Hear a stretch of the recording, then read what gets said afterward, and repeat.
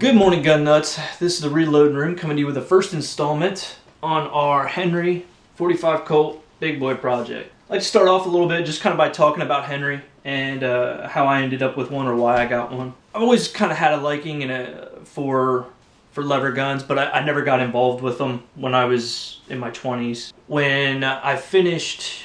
Before I finished my bachelor's degree, I was 30 when I went back to school, and right before I finished, I decided I wanted to get something to commemorate, the moment, because for me it was a big deal. And the Henry was what I ended up choosing, which was great because it was kind of one of those few moments, I think it's few moments in my life anyway, where you get kind of exactly what you want.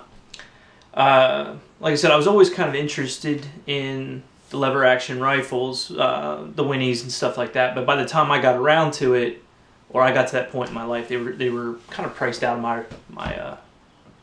my range, or at least what I could do in my 20s. In 2007, when Marlin kind of got bought out by Remington, this is about the time where I'm really starting to look at lever actions.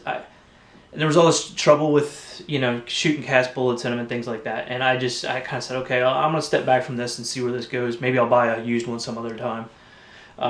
In fact, I have a Marlin 3030 that someday we'll work up a good load for. The first production Henrys, the 22s, came about in 1996. And like I said, around 2001, I think it was. Yeah, 2001, the Big Boy came about. I think it was in 44 mag only, and then they spread into 357 and 45 Colt. And SASH really kind of picks up, and there's a lot of things that go on around those early mid-2000s. Mainly what I saw in Henry, and why I decided to go with the Henry, is it was American made, which was important to me for a lever action rifle. I have bolt actions that are made all over the world, and I don't have any affinity to one over the other. Lever guns to me are kind of like an American institution to some degree. I mean, it's probably not entirely true or accurate, but it's close enough. So I wanted something that was American made. And the Henry, Anthony Imperato, I have no idea. I assume it's Italian. But anyway, the warranty that he's kind of espoused with Henry is that if you're not satisfied, we'll fix it. And I've got a liking for that. In fact, it's one of the things that's made me to some degree regret buying the Hornady Lock and Load. It's a great press, don't get me wrong, but I think I would have been probably a little bit happier with the Dillon 550, even though that's not a fully progressive. I think that would have fit my needs a little bit more, or would have been just as well. And then with the Dillon no BS warranty, anyway, here nor there. But when I was younger, warranties were kind of a big thing in my mind anyways, that, someday I'd be able to afford things that had warranties to where if it ever broke or if anything ever went wrong, you could send it back to the factory and they'd fix it or get you another one. And then as I got older, I found out those warranties didn't really exist anymore. You could buy a $7,000, $8,000 watch and take it in for servicing, and it cost you $800 or $1,000 for just general servicing. I really thought it was cool that Henry had such a kind of no BS warranty to some degree. When the time came for me to buy myself that celebratory kind of gift, I chose this. I'm big into old Western TV shows and stuff like that as well. So if that, I don't know if that's everybody that likes lever guns, but it certainly probably affected me. I was a bit of a Duke fan, and Randolph Scott to a lesser degree. But that's kind of the reasoning behind me getting my Henry. Now, the reason why I haven't shot it a lot so far was I've been in and out of having access to my range, finances, time, things like that. And this thing required such a different load than what I had. And it just had to come up. It had to be the time, and now's the time. So what we're going to be doing here soon is, in just a minute, we're going to be slugging the barrel so that I have a good idea of what the groove diameter is. Then once I have the groove diameter, I'm going to put in an order with Allen and OE for a mold, a sizing die, an expander plug, and some different things. Because, I'm a big believer in kind of making sure that your expander plug's right, especially being that I'm going to be shooting some softer bullets with this, because I'm not going to water drop them or anything like that, because I want to get good expansion with the hollow point. So they're going to be softer bullets, so I want to get a good expander plug, so I'm going to get that through NOE. Alright, so the next step that we're going to go through here is we're going to slug the barrel. Now, slugging the barrel for me has always been a little bit of a hodgepodge ordeal. I don't have a different plethora of wheel weight sinkers, or I don't know. Guys use a lot of different things. I've got some soft lead, standard. I think it was stick-on wheel weight lead. And then what I do is I cast up a couple and using a 45 mold that I already have.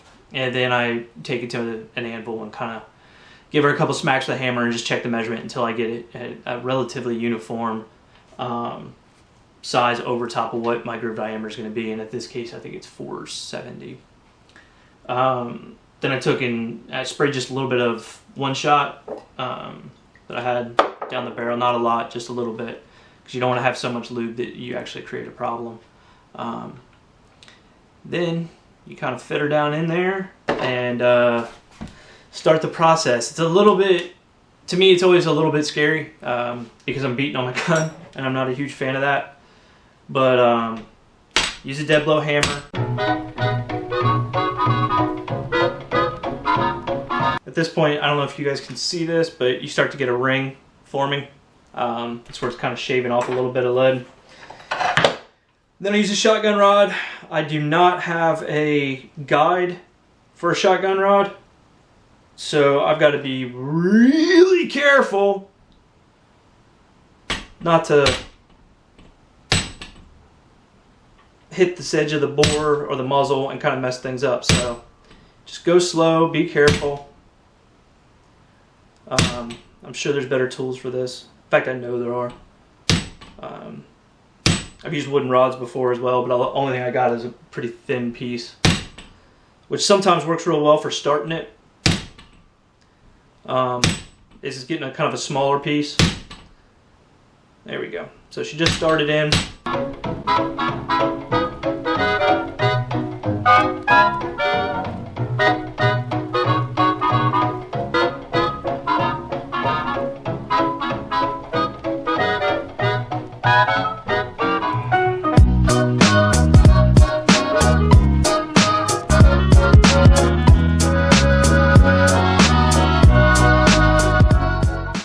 And there we are. Alright. You pay special attention whenever you're messing around with the bore, with the muzzle end of the gun. A marred muzzle or a distorted muzzle can just absolutely destroy any semblance of accuracy that a firearm wants to have. I think I've talked about it before. I have a really beautiful 8mm Mauser that has some muzzle damage, and it's a terrible shooter. Let me get my calipers here.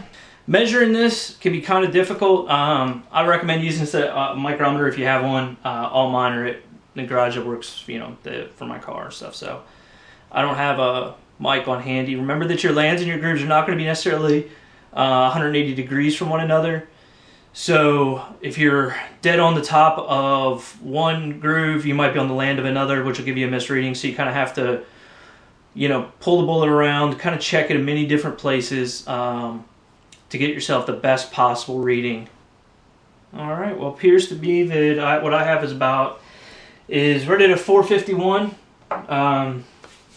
groove diameter, which means that I thought it was going to be larger. So I was actually going to get a 454 for it. I'm glad I double checked.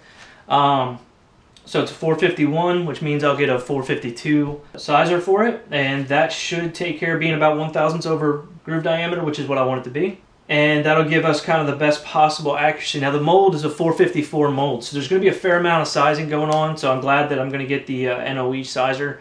I tend to think it's going to give maybe a little bit better of an operation than the Lee. We'll see when I get it. 2,000 years later. Alright everybody, mailman came by this Saturday and we got our delivery from Al at NOE. We've got several different items here. One of the first things we got were got expander plugs for I somehow or another ordered 2 expander plugs. I don't know how I did that. And I also ordered 2 bullet sizing dies. I didn't mean to, but so I got them in 452 and 454. Now both these can be utilized in the Lee Universal Expander die, which I already have. Which they say it's an expander die, but it's actually like a case flaring die. The other thing we got was the bullet sizing die. Goes into the press like so, and then you have another piece that kind of slides in the top there, and then your sizing die goes in the bottom, such as that.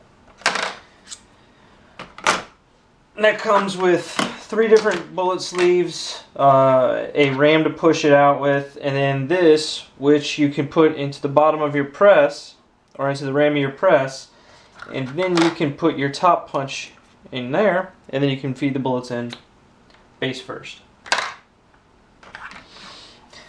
That's going to come in handy for doing gas checks with certain kinds of bullets. My 412 bullet for my 41 mag is one that I use a gas check in, so something like that may be useful in the future. So I got sizing dies here, bullet sizing dies in both 452 and 454. I may end up using a 454 for something in the future, I don't know what. And I got a top punch for the bullet that we're going to be using. The star of the show, of course, is the bullet mold, which is just, I love looking at these. They even smell great. Manufacturing stuff that goes into these, he does an amazing job. But it is the 454 265 wide flat nose, hollow point. So you have different types of hollow points. There's a deep hollow point, there's a shallow hollow point, and then it has a plug in there for a flat nose as well.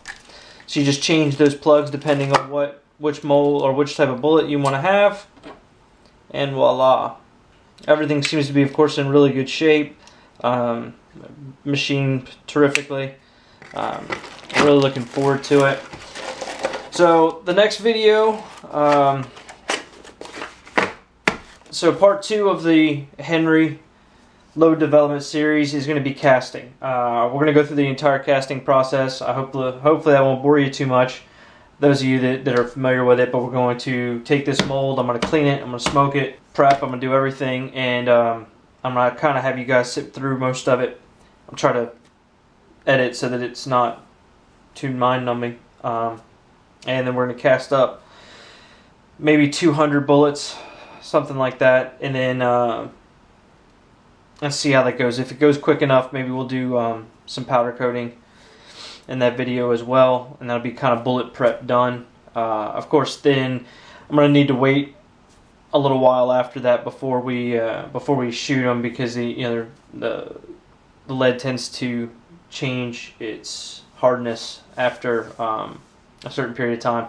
I do not have a hardness tester yet. I want to get one. It's on the list of things I'm going to get, but I don't have one yet. So I'm going to air cool these. Not only after I cast them, but after I powder coat them, I'm going to air cool them. And it's going to be air cooled wheel weights, and hopefully we'll get the accuracy that we want. We won't get any leading, and we'll get some bullet expansion all at the same time. But in case you're looking or wondering, this is it's a tackle box that I got the other day that fits my sizing dies and everything in, so that I have it all in one place. But alright, well, I think this is going to do it for part 1.